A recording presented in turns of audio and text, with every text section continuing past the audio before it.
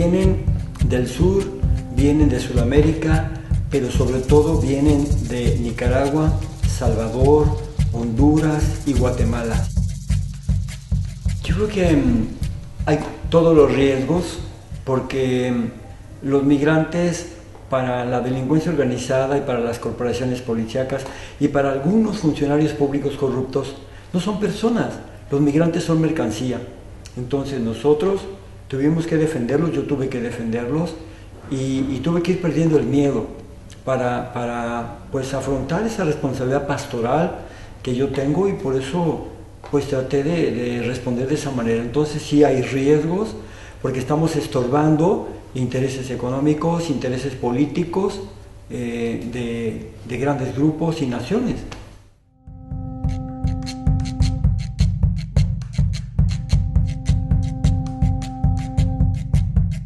No se puede cometer ningún delito contra los migrantes sin la complicidad de corporaciones policíacas, funcionarios públicos, cárteles, operadores que son los mareros y los pandilleros, porque en el fondo lo que buscan es el dinero. Un punto muy delicado y muy vulnerable es la trata de personas con fines de explotación laboral, pero sobre todo con fines de explotación sexual. Es una verdadera esclavitud terrible donde la red de complicidades no se ve, pero es muy poderosa y tiene ganancias al año de miles de millones de dólares.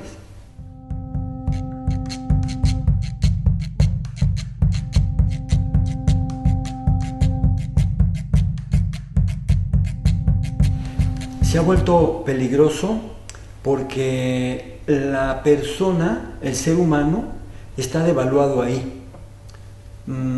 Es un país creyente, oficialmente el 85% es católico, pero en la práctica no se demuestra ese respeto y ese valor por el ser humano.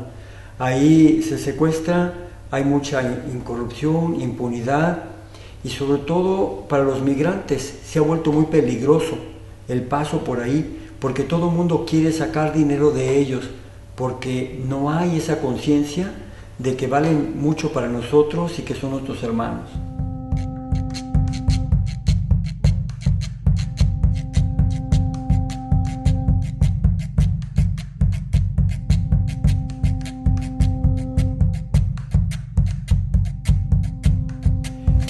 Yo tengo que reconocer que en cuanto al Estado mexicano, en cuanto a Estado, no partido de que está ahorita, sino Estado, ha habido avances, pero esos avances, como la ley de migración de 2011, fue un producto de la lucha de la sociedad civil, pero también fue un milagro de convergencia del poder legislativo, donde por primera vez todos los partidos de todos los colores votaron por unanimidad, nadie en contra y ninguna abstención. Estados Unidos no tiene para nada la intención de hacer ninguna ley migratoria, porque los republicanos piensan que los migrantes son un peligro, que son una amenaza, que son como terroristas, pero en realidad los necesitan también. México está como regido por Estados Unidos. Estados Unidos le paga a México para que controle el flujo migratorio. Entonces, México, aunque tenga buenas leyes, pero en cuestión de seguridad, pesa mucho, es determinante el compromiso de seguridad con Estados Unidos.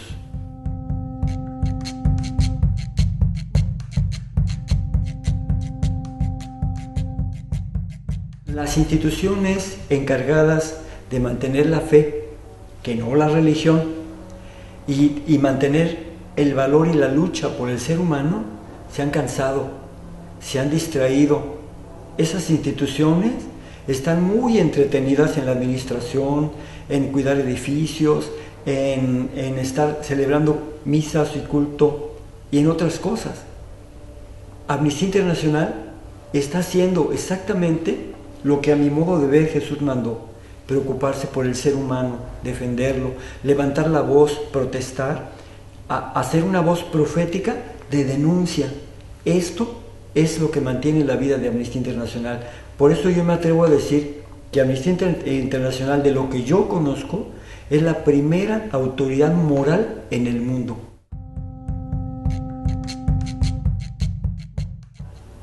Creo que es una lección de vida y un compromiso.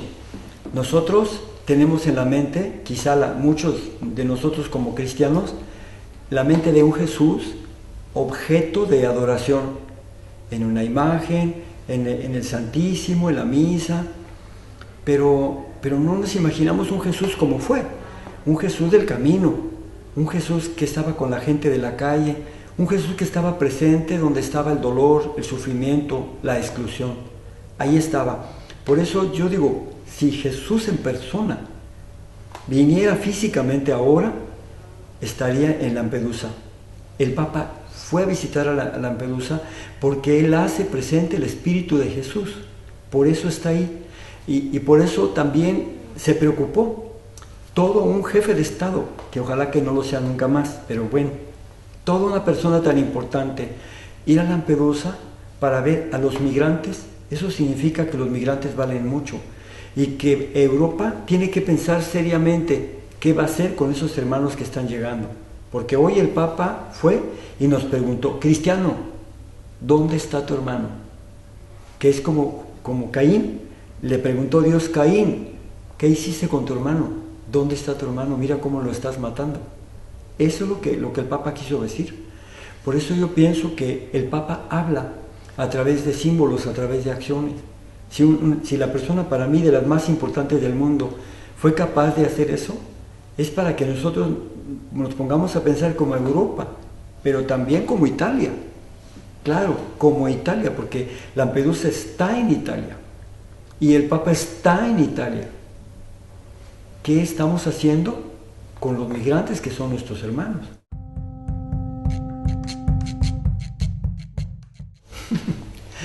Estudiar historia, aprender historia.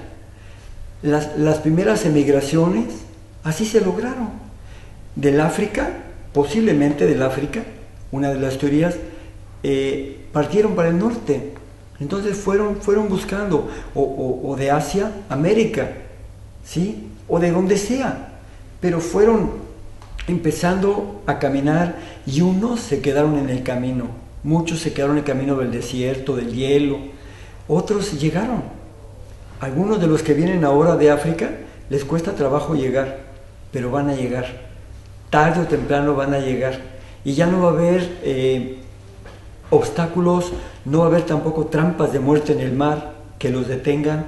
No habrá naciones cerradas en Europa para que no entren, no habrá corazones cerrados, no habrá barreras, no habrá muros nuevos, porque en 89 tiramos el de Berlín, pero adentro de nosotros, acá y acá, levantamos otros. Esos los van a tirar. Y también en Estados Unidos van a tirar su muro.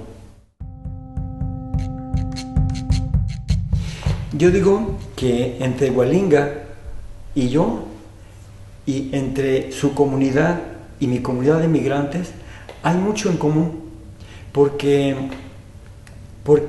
mis hermanos migrantes que salen de Centroamérica y de Sudamérica, salieron porque un día las transnacionales se apoderaron de su medio y ya no permitieron la vida ahí.